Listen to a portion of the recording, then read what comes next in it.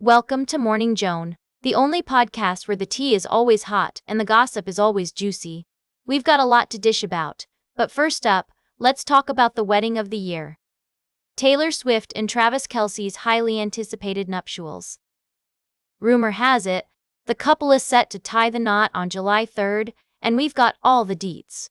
From the guest list to the wedding planner, we're spilling all the tea.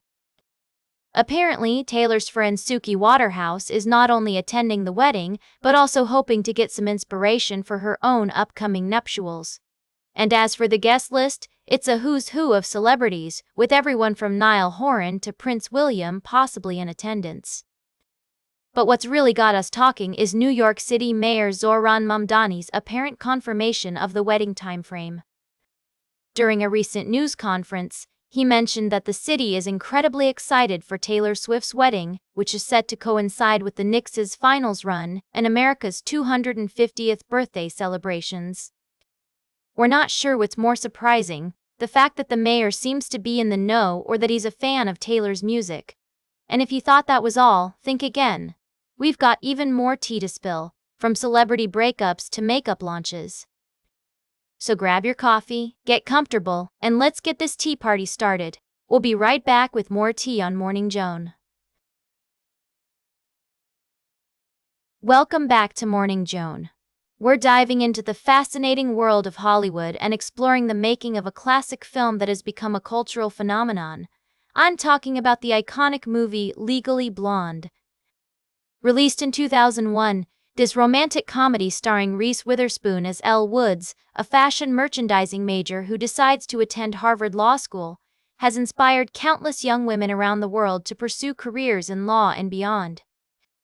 As it turns out, the film's script underwent significant changes during production. The screenwriters, Karen McCullough and Kirsten Smith, spent a month working on a musical number for the nail salon scene, but ultimately decided to scrap it. They also invented the infamous bend and snap move at a Beverly Hills bar, which has become one of the most recognizable scenes in the movie. Reese Witherspoon has said that she kept every single one of the 60 outfits she wore in the film, and they're all finely preserved between tissue paper and stored in a special unit. The costume designer Sophie de Rakoff played a crucial role in creating Elle's iconic look, which has become synonymous with the character. The film's ending was also reworked in post-production. Initially, the movie ended with Elle's big courthouse victory, followed by a kiss with Emmett on the courtroom steps, and then a montage of her and Vivian starting the Blonde Legal Defense Club. However, test audiences felt that this ending didn't do justice to the story, and the filmmakers decided to change it to focus more on Elle's personal growth and empowerment. For Reese Witherspoon, working on Legally Blonde was a defining experience in her career. She has said that she feels like she went to college through this film, and it's amazing to hear that many people have been inspired to attend law school because of Elle Woods. The movie's impact extends beyond the screen, and its legacy continues to inspire new generations of young women. As we wrap up this segment, I want to leave you with a quote from Reese Witherspoon herself. "When anybody starts talking to me about Legally Blonde, it really touches my heart.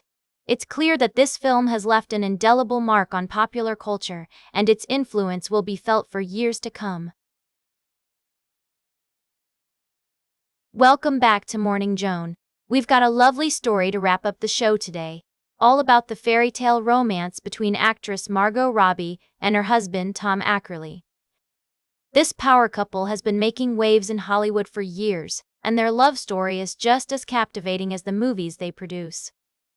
The two met on the set of Sweet Frances back in 2014, and at the time, they were just friends and business partners, co-founding a production company called Lucky Chap Entertainment. But as they lived together in a house in London with several other friends, their friendship blossomed into something more. They kept their romance under wraps for a while, but eventually the news got out, and they confirmed their relationship during a cute PDA-filled outing to a New York Rangers game in 2015.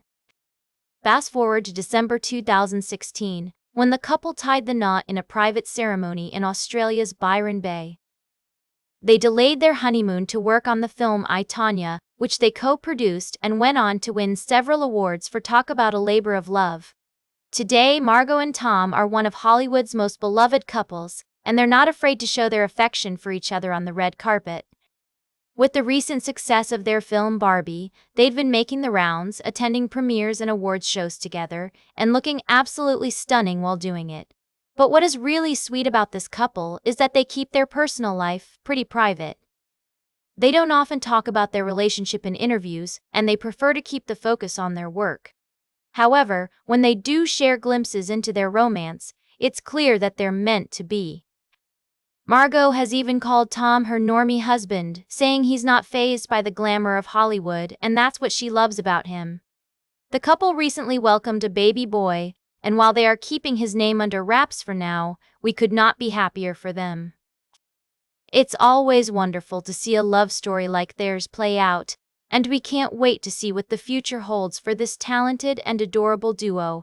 That's all for today's Morning Joan. Remember to like, share, and subscribe, and until next time, stay fabulous.